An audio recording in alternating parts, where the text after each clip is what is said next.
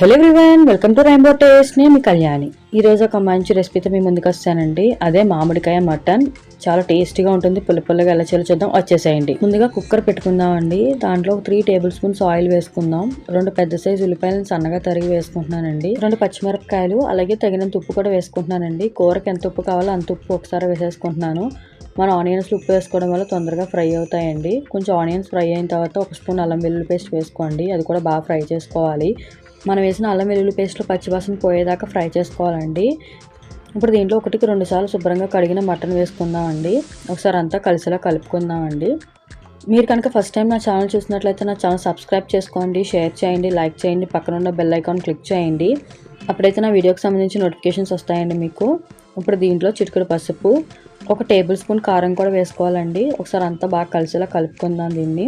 ఇప్పుడు దీంట్లో glass water వేసుకుంటున్నామండి. అంటే 200 ml వాటర్ సరిపోతుంది. నేను లేత మటనే తీసుకున్నానండి, తొందరగానే ఉడికిపోతుంది. అంతా బాగా కలిసేలా కలుపుకున్న తర్వాత దీన్ని కుక్కర్ మూత పెట్టుకుందామండి. నేను 4 విజిల్స్ తీసుకొచ్చాను. మీరు కొంచెం ముదరదైతే కనుక ఇంకో 2-3 విజిల్స్ తెప్పించుకోవాలండి. నేను విజిల్స్ వచ్చాక వేరే గిన్నెలోకి ట్రాన్స్ఫర్ చేసుకున్నానండి. మనకి విజిల్స్ వచ్చినా సరే ఇంకా వాటర్ ఉంటుంది, కొంచెం ఉడకబెట్టాలి దీన్ని. మనం మామిడికాయ ముక్కలు వేసుకోవడం కంటే ముందు మటనే 90% ఉడికిపోవాలండి. ఒకసారి మామిడికాయ ముక్కలు వేస్తే బిరుసుదనానికి మటన్ సరిగ్గా ఉడకదండి. పుల్లగా ఉన్న మామిడికాయ తీసుకుంటున్నానండి, సన్నగా కట్ చేసి దీంట్లో వేసుకుంటున్నాను. ఒకసారి అంతా బాగా కలిసేలా కలుపుకోవాలండి. ఇప్పుడు అలాగే మన ఛానల్లో నార్మల్ మటన్ కర్రీ కూడా ఉందండి. నేను డిస్క్రిప్షన్ బాక్స్లో లింక్ ఇస్తాను. ఇంట్రెస్ట్ ఉన్న వాళ్ళు దాన్ని కూడా చూడండి, ట్రై చేయండి. అది కూడా టేస్ట్ బాగుంటుంది. మనకి మామిడికాయ ముక్కలు వేసిన తర్వాత 10 నుంచి 15 నిమిషాల పాటు సిమ్లో పెట్టి ఉడికించుకోవాలండి. మనం ఆల్రెడీ మటన్ 90% కుక్ చేసుకున్నాం కదండి.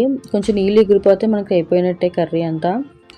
మీ ఫ్రెండ్స్ అండ్ ఫ్యామిలీ మెంబర్స్లో మ్యాంగో మటన్ అంటే ఇష్టపడే వాళ్ళకి ఈ వీడియో షేర్ చేయడం అస్సలు మర్చిపోవద్దండి. ఇప్పుడు దీంట్లో 2 స్పూన్స్ చింతపండు రసం వేసుకుంటున్నామండి.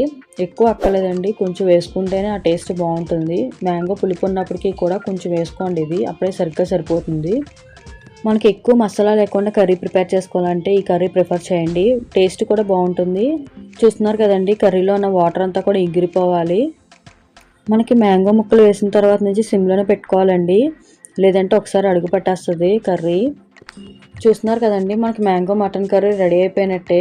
చాలా టేస్ట్గా ఉంటుంది. నచ్చింది కదా? నచ్చితే మీరు కూడా ట్రై చేయండి. ట్రై చేసి మీకు ఎలా కుదిరింది అనే విషయం నాతో కామెంట్ బాక్స్లో షేర్ చేసుకోవడం అస్సలు మర్చిపోవద్దు. Thank you for watching.